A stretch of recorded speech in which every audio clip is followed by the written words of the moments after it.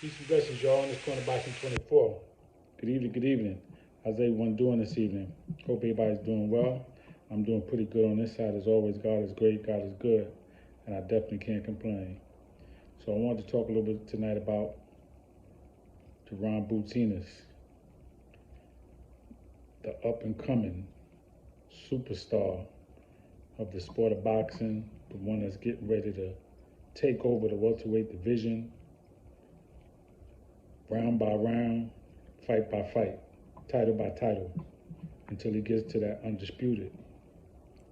So he had a media workout, and very impressive, man. He's one of the fighters that can lose weight for the fight. I don't know how much he weighs walking around, but you could tell he has a nice size frame, but he's definitely losing some weight, whatever it is, 15, 20 pounds, 25, whatever.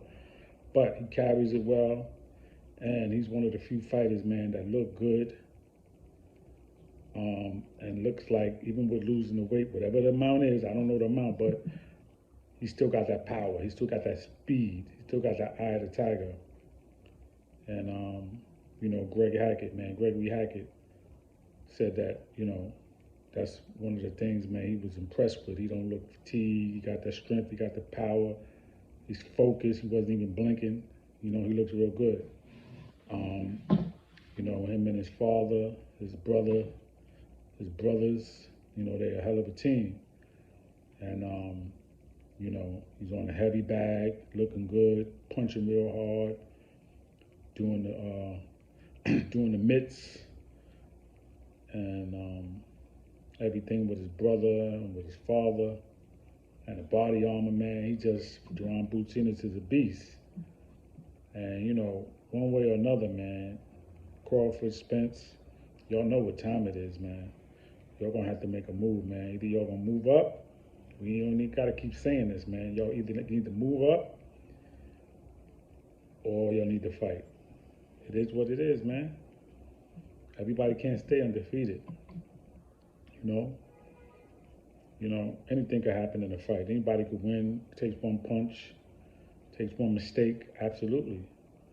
But you got to give the man a chance, though. Just like you wanted a shot, don't do to him what was done to you, Spence or Crawford. You know what I'm saying? You wanted a shot, give the man a shot. He's earning his shot. He got 29 fights, man, 27 knockouts, man. Okay, when you look at his record, yeah, everybody got a record where they fought people, and they might not have had the most impressive record. They might have had a lot of losses, more than 5 losses, 10 losses. Everybody has that on their record, man. But at a certain point, they get to a place where they're fighting undefeated fighters, or maybe a person with only 1 loss or 2 losses, but they got more wins, ratio, right? So then you can't really argue. People with, Olympic backgrounds, amateur backgrounds, bigger, stronger, faster. And that's what Boots has been doing, man.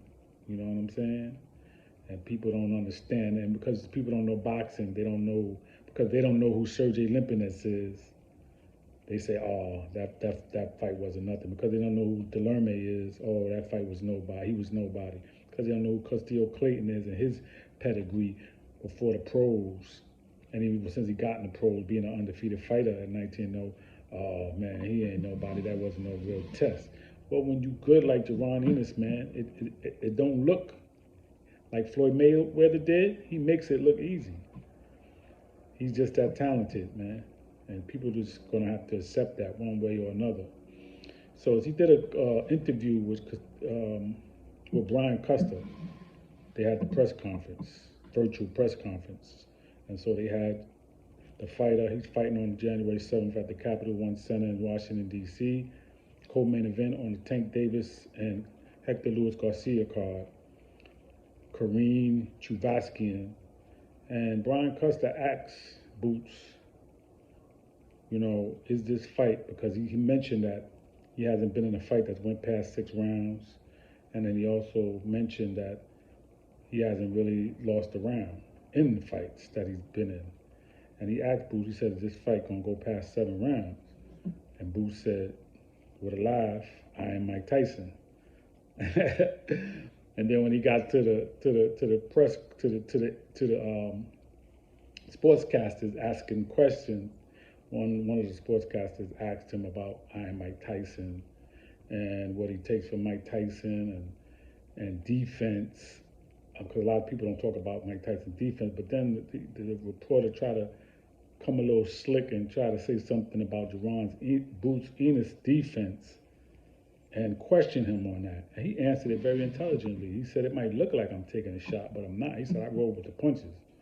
You know what I mean? So I'm not taking no hard shots like that. You know? And that's what boxing is. Everybody gonna get hit with a shot, but he's not taking no multiple shots. He might take one shot here or there, but he ain't taking no flush shots. And if he's rolling with it, you're barely hitting him. And then sometimes it look like he's getting hit and he's not. Again, AKA Floyd Mayweather, like, you know, roll with the shots. You know what I mean? That's what Boots does. But then again, he's different from Floyd because he's more aggressive. He's like how Floyd was when he was Pretty Boy, but even more aggressive. You know what I mean? Even more aggressive. Because Floyd, even Pretty Boy, yeah, he was very aggressive. I can't take nothing from him. He was very aggressive. But Boots is more aggressive. And he's coming from two different styles. You know what I mean? He's putting orthodox on you, then he's switching up to southpaw if he feel like it. So it's just a difference, man. All right? But he ain't taking no shots like that. And when he has taken a shot from Delerme or Limpinets, man, he rolled with it. And if it was a good shot, it was a good shot. It is what it is. But he's defensive, though. He's definitely defensive-minded. And I remember his father saying, when you're aggressive like he is, you're going to take a shot. Okay? So, reporters, don't try to come slick. He's a defensive fighter. Okay? And if he gets hit with a shot, I'm sure he'll be able to take it, because everybody going to get hit with something. So if he fight Errol Spence to get hit with a shot, I'm sure he'll be able to take it. The question is, can Spence take his shot? Can Crawford take his shot? It is what it is, man. We all going to get hit with something. All right? And if you're in the boxing world, in the boxing game, you're going to get hit with something. So, you know, Brian Custer asked him about the fight, how long the fight was going to go. He answered that. And, you know, but he also said that he don't sleep on anybody, whether it's his aunt or he said, well, he don't sleep on anybody, whether it's an aunt or a nephew, I think he said something like that, a kid. He said he don't sleep on nobody. He train hard for everybody. Never sleep. You don't know who's coming in the ring. And his father said that they don't know. When he was asked at the media workout, was it going to be an early night? He said, we don't know. We got to see what he brings. Bozy Ennis said that he studies the fighter in the ring. He ain't watching the tapes. He sees what they working with in the ring in that first round. Then he knows what to look for. Then he knows what to do, what the strategy is. That's very technological. You know, he's savvy. He's tech savvy like that as far as boxing. He knows how to break that down where, you know, in the ring, from the first round, he could pick up probably from the footwork, probably from the hand movement, probably from the movement in general, the footwork, the hand movement, the body language, the speed, the shots. He could tell, okay, this is what he's coming with. And then boom, this is what you need to do, son. This is what you need to do. This is your strategy for this. This is your strategy for that. When he comes this way, you do this. When he comes that way, you do this. So that's what Bozy knows how to do, man. Very talented, okay? And then, again, Boots just he has a high ring IQ. He has speed, he has power, he has defense, he got combination, and again, he can switch back and forth. So you're dealing with a beast. And I'm not calling him a beast in the literal sense of an animal, because he's not an animal, man. He's a human being. But when I say beast, when we say beast, we're talking about savage that's gonna rock you, drop you, and get you up out of there. That's gonna beat you by any means necessary. He's coming. So Spence and Crawford, man, y'all gonna have to put up and shut up. Put up or shut up. Okay, one way or another. Spence is holding up the belts. Now you're injured again. Okay? Make your move, man. What you gonna do? Keep Thurman. You're not fighting Spence right now, man. Step up to the plate. You're getting older. You ain't getting no younger, man. Step up to the plate. All right? It's time to fight. Crawford, you got one belt. WBO. What you gonna do, man? You really trying to fight Charlo? You serious about Spence? Because you're not getting that fight right now. So what you gonna do for the next 6 months? Make a choice. Because Boots is fighting January 7th. I'm sure he'd be open for March or April. All right? So let's get it going, man. Don't be afraid. Don't be afraid, man. Everybody gotta win. No, I mean somebody's gotta win, pardon me. Somebody's gotta win and somebody's gotta lose. So that's what it is. It's a one-on-one sport, boxing, and you gotta take a chance. All right? So that's where we at.